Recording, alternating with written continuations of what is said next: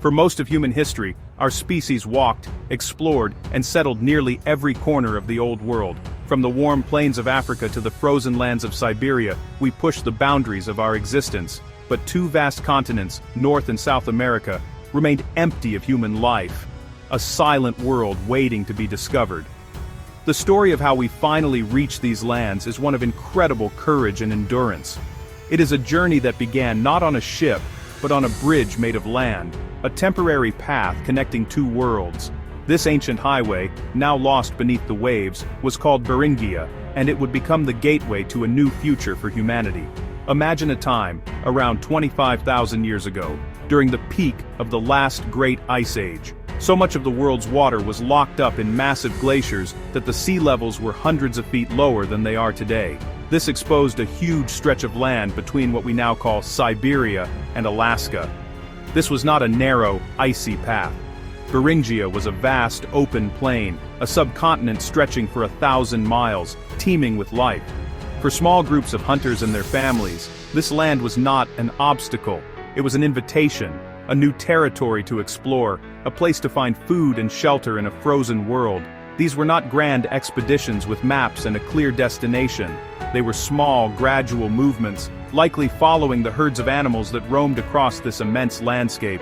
Families would move a few miles, establish a camp, and live there for a season or even a generation before their children or grandchildren pushed a little farther east. They were not aware they were stepping onto a new continent. For them it was simply the next valley, the next hunting ground. They carried with them all their knowledge, their tools of stone and bone, and the spark of human curiosity that had driven us out of Africa so many millennia before. Over thousands of years, these small bands of pioneers moved across Beringia. They were skilled survivors, adapted to the harsh cold climate. They knew how to read the tracks of animals, how to find shelter from the biting winds, and how to work together to bring down the large game that sustained them. They were stepping into a world that no human had ever seen, a land of immense possibility and unknown dangers. This slow, patient journey across the land bridge was the first chapter in the epic story of humans in the Americas, a monumental leap of faith into an undiscovered country. For a long time, we thought we knew exactly when the first people arrived. The story was simple. Once the great ice sheets covering North America began to melt, a corridor opened up, and people walked through it around 14,000 years ago. But science is a story that is always being rewritten, and new discoveries can change everything we thought we knew. The question of when the first boots, or perhaps the first bare feet, touched the soil of the Americas is a fascinating puzzle. Archaeologists, like detectives of deep time, search for the faintest clues left behind by these ancient pioneers. These clues are not written in books, they are whispered by ancient bones and preserved in fossilized footprints. One of the most incredible pieces of this puzzle was found in an unexpected place, the white gypsum sands of New Mexico. Here, at a site now called White Sands National Park, scientists discovered something truly astonishing. Preserved in the ancient mud of a long-vanished lake were human footprints. These were not just a few random marks, but long trackways telling a vivid story. Using advanced dating techniques on seeds found in the footprint layers, researchers came to a stunning conclusion. The footprints were between 21,000 and 23,000 years old.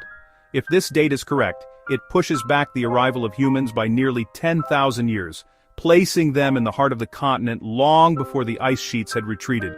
These are not just impressions in the mud, they are windows into the past, snapshots of daily life. One trackway tells a particularly poignant story. It shows the prints of what appears to be a woman, walking quickly, her feet slipping slightly on the wet ground. Alongside her, and sometimes disappearing, are the tiny tracks of a toddler. The adult's footprints deepen and change shape, telling us she was carrying the child, shifting its weight from one hip to the other, and occasionally setting the little one down to walk for a bit. You can almost feel her urgency, perhaps hurrying to get back to the safety of a camp before nightfall, or before a storm rolled in. This evidence is powerful, but it is also controversial. Such an early date challenges long-held theories, and science demands proof that can be tested again and again. So the debate continues. Were the White Sands people the very first, or were they one of many early groups? Archaeologists continue to search for more evidence. For from stone tools found in deep layers of earth to ancient campsites that might hold the secrets of these first Americans. Every new discovery adds another piece to the puzzle, helping us understand the true timeline of this incredible human journey into a new world. For the first people who trickled into the Americas, the world they found was very different from our own. It was a land shaped by ice, a place of extreme cold and breathtaking scale. During the last ice age, two massive ice sheets, the Laurentide and the Cordilleran, covered most of what is now Canada and the northern United States. These glaciers were mountains of ice, miles thick in some places, forming an impassable barrier that stretched from coast to coast. For thousands of years, these ice walls confined the first arrivals to the coastal regions and the unglaciated lands of Beringia and Alaska, a world on the edge of the ice. This was a harsh and demanding environment. The air was thin and bitingly cold. The landscape was a mix of frozen tundra and sparse forests, with few trees to offer fuel or shelter. Survival depended on resourcefulness and an intimate knowledge of the land. People would have lived in small, mobile groups, likely using animal hides and bones to construct temporary shelters that could protect them from the relentless wind and snow. Every day was a challenge, a constant search for food, warmth, and safety in a world that was both beautiful and unforgiving. These early Americans were not just surviving, they were thriving in conditions that would test the limits of human endurance. But they were not alone in this icy world. The Americas were home to a fantastic collection of giant animals, which we now call megafauna. Imagine looking out from your shelter and seeing a herd of woolly mammoths, creatures as tall as a house with enormous curving tusks, or encountering a giant ground sloth, standing over 10 feet tall as it lazily stripped leaves from a tree. The plains were home to prehistoric bison with massive horns and horses that were native to the continent. These animals were a source of food, clothing, and tools, but they were also a source of incredible danger. Among the dangers were predators of terrifying size and power. The short-faced bear, for example, was a true monster. Standing on its hind legs, it could reach up to 12 feet tall, far larger than any modern grizzly. It had long legs built for running and a powerful sense of smell. Saber-toothed cats, with their iconic dagger-like fangs, were also a constant threat, hunting the same large prey as the humans. For the first Americans, every hunt was a risk, and every step into the wilderness required courage and caution. They were small players in a land of giants, carving out a life for themselves at the top of a very dangerous food chain. Surviving in the harsh world of Ice Age America required more than just courage and sharp stone tools. It required innovation, and one of the greatest innovations in human history was not an object, but a relationship. It was an alliance formed with another intelligent predator, the wolf. This partnership, which began long before humans ever crossed into the Americas, would give our ancestors a powerful advantage in their new home. The story of how wolves became dogs is the story of the first ever domestication, a transformation that would change both species forever and create a bond that endures to this day. The process likely began tens of thousands of years ago in Siberia. As human hunter-gatherer groups moved across the landscape, they created campsites filled with the scraps of their hunts. These leftovers would have attracted scavengers, including wolves. Most wolves would have been aggressive and fearful, keeping their distance. But within any wolf population, some individuals are naturally bolder and less aggressive than others. These tamer wolves might have lingered closer to the human camps, finding an easy source of food. Humans, in turn, may have realized that these wolves acted as a natural alarm system, barking and growling at the approach of larger predators like bears or rival human groups. Over many generations, this loose association grew stronger. Humans began to tolerate, and then actively encourage, the presence of the friendliest wolves. They might have shared food with them, or even taken in orphan pups to raise. By selecting for the most docile and cooperative animals, our ancestors began an unintentional process of artificial selection. The wolves, in turn, adapted to this new life alongside humans. Their bodies and brains began to change. They became less fearful, more playful, and more attuned to human commands and emotions. The wolf was slowly transforming into the dog. When the first people crossed the Beringia land bridge, they did not come alone. They brought their new companions with them. These early dogs were not pampered pets. They were essential working partners. They would have been invaluable for hunting, using their superior sense of smell and speed to track animals and corner them for the human hunters. They helped carry small loads, cleaned camps of food waste that might attract dangerous predators, and provided warmth and companionship during the long, cold nights.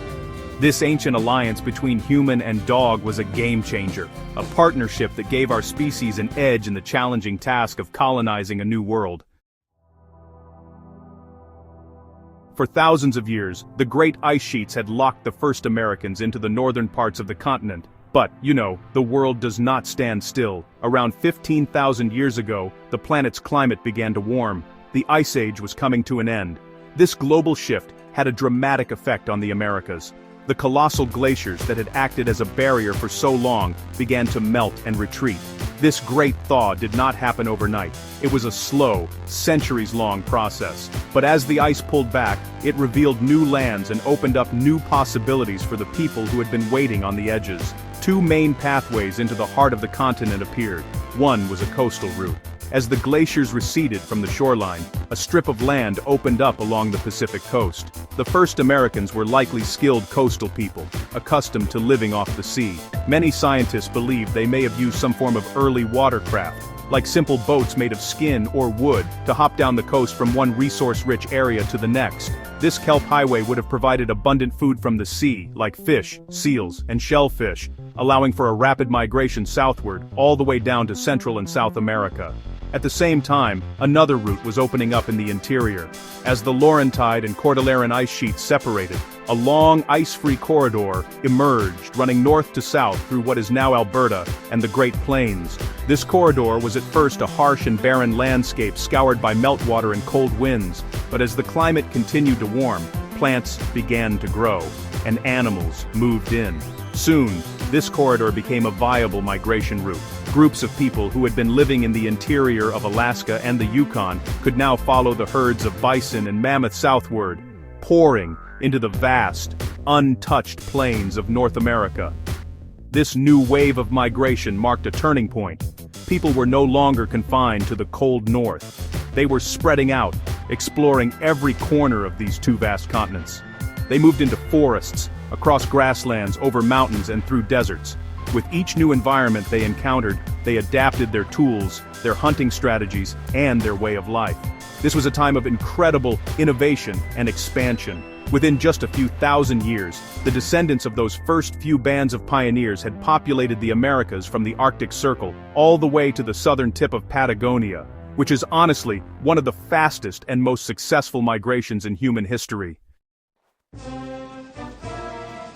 As people moved south from the icy north, they entered a land of plenty. The great inland plains of North America were not empty. They were a vast grassland, a supersized Serengeti filled with enormous animals. This was the golden age of the megafauna hunt. For these early Americans, hunting these giant creatures was more than just a way to get food. It was the very center of their culture. The skills, cooperation, and bravery required to take down a woolly mammoth or a giant bison shaped their societies and were celebrated in their art and rituals. The evidence they left behind gives us a glimpse into this dangerous and exciting time. Hunting a mammoth, an animal that could stand 13 feet tall at the shoulder and weigh over 10 tons, was no simple task. It required careful planning and teamwork. A group of hunters, armed with long spears tipped with beautifully crafted stone points, would need to work together. They might try to separate a young or weak individual from the herd, or perhaps drive the massive animal into a trap, like a narrow ravine or a bog where it would get stuck. Then, they would move in for the kill, a dangerous dance between hunter and hunted. A single mammoth could provide a huge amount of meat, enough to feed a group for weeks, as well as hides for shelter and clothing, and massive tusks and bones for tools and even art. Archaeologists find evidence of these hunts across the continent. They uncover collections of sharp, fluted spear points, known as Clovis points, often in association with the bones of mammoths and other large animals. These spearheads were masterpieces of stone tool technology, sharp, durable, and designed for deep penetration. Some discoveries are even more personal. In a cave on the coast of Canada, a 13,000-year-old spear point was found among the bones of a bear, a silent testament to a successful hunt. The lives of these hunters were intertwined with the lives of the great beasts they pursued. But this world of giants was not destined to last. As the Ice Age ended, the climate changed rapidly. A sudden cooling event disrupted weather patterns, and the vast grasslands that the megafauna depended on began to disappear, replaced by forests and shrubs that they could not eat. This climate change was the main driver of their extinction. Within just a few hundred years, about 3/4 of North America's large mammal species vanished forever. While climate was the primary cause, human hunting may have been a contributing factor, the final pressure on animal populations that were already struggling to survive. The last hunt for the great beasts marked the end of an era. The disappearance of the mammoths, mastodons, and other giant beasts was a monumental change for the people of the Americas. For thousands of years, their entire way of life had revolved around hunting these large animals. Now, their primary food source was gone. This could have been a disaster, but instead, it became a moment of incredible human adaptation. Faced with a new reality, people didn't just survive, they innovated. They began to look at the world around them in a new way, discovering that the land offered a much wider menu of options than they had previously relied upon. This shift in diet led to a whole new way of living. Instead of focusing on a few large targets, people became expert generalists. They broadened their hunting to include smaller, more numerous animals like deer, rabbits, and the smaller species of bison that still roam the plains. They developed new tools and techniques for fishing in rivers and lakes and for harvesting shellfish along the coasts. Their diet became much more varied, which was likely healthier and more reliable. If one source of food became scarce, there were always other options. They became deeply connected to their local environments, learning the cycles of every plant and the habits of every animal. Perhaps the biggest change was the new focus on plants. People had always used plants for medicine and materials, but now they began to see them as a major source of food. They learned which roots were edible, which berries were sweet, and which nuts were packed with energy. This was not always a simple process. Many plants, like acorns, are full of bitter chemicals called tannins that make them inedible. But these resourceful people figured out that by grinding the acorns into a powder and washing it with water, they could remove the bitterness, unlocking a rich and abundant food source. Grinding stones from this period are common archaeological finds, evidence of this new food processing technology. This new, diverse way of foraging required people to have a deep and detailed mental map of their territory. They needed to know where the berry patches were, when the nuts would be ripe for harvesting, and where the deer would come to drink. This often meant moving in a seasonal round, visiting different parts of their land at different times of the year to take advantage of whatever resources were available. This flexible and adaptable lifestyle allowed human populations to grow and thrive in the post-Ice Age world, setting the stage for the next great revolution in human history.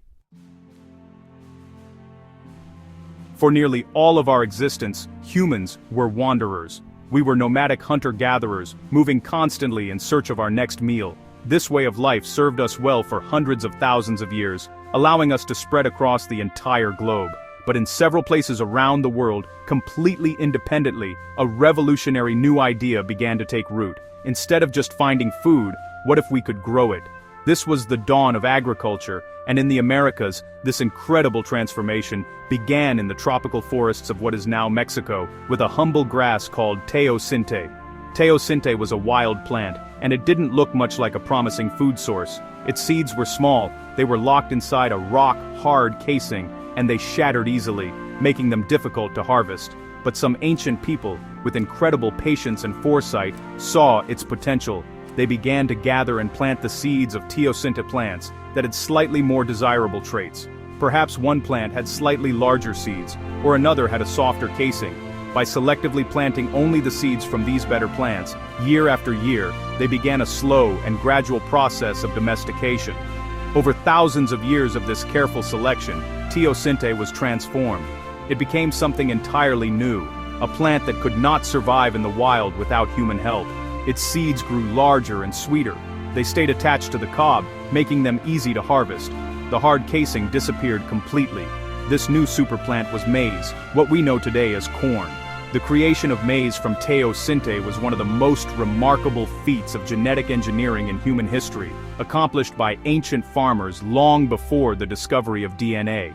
It would become the foundation of new civilizations. The invention of farming was more than just a new way to get food. It changed everything about how people lived. Agriculture created a predictable and abundant food source, which meant that for the first time, people didn't have to move around anymore.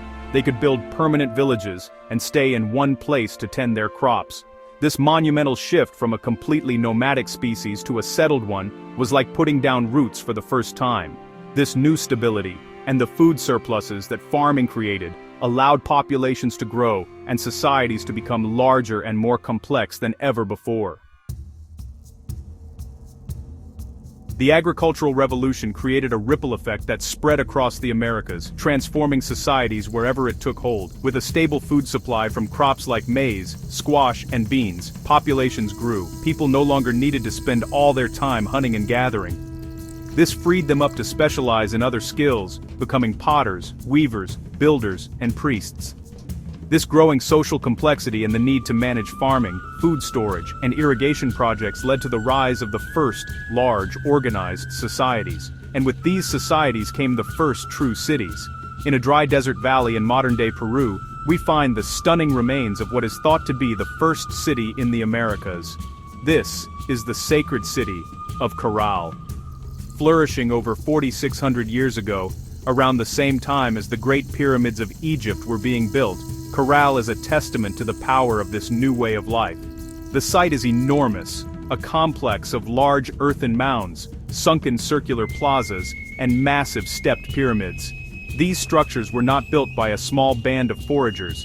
They were the work of a large, organized society with leaders who could command a huge labor force. Life in Caral represented a completely new chapter for humans in the Americas. It was a bustling urban center, home to thousands of people. Archaeologists have found evidence that Caral was a major hub of trade and culture. People from the coast brought dried fish and seashells, which they traded with the farmers of Caral for the cotton and food crops they grew using sophisticated irrigation canals. They found musical instruments made of bone, suggesting a rich ceremonial life. The very existence of Caral, with its monumental architecture, shows a society that was stable, prosperous, and highly organized, all made possible by the surplus food generated by farming. The story that began with a few brave families crossing a land bridge had now reached a new climax.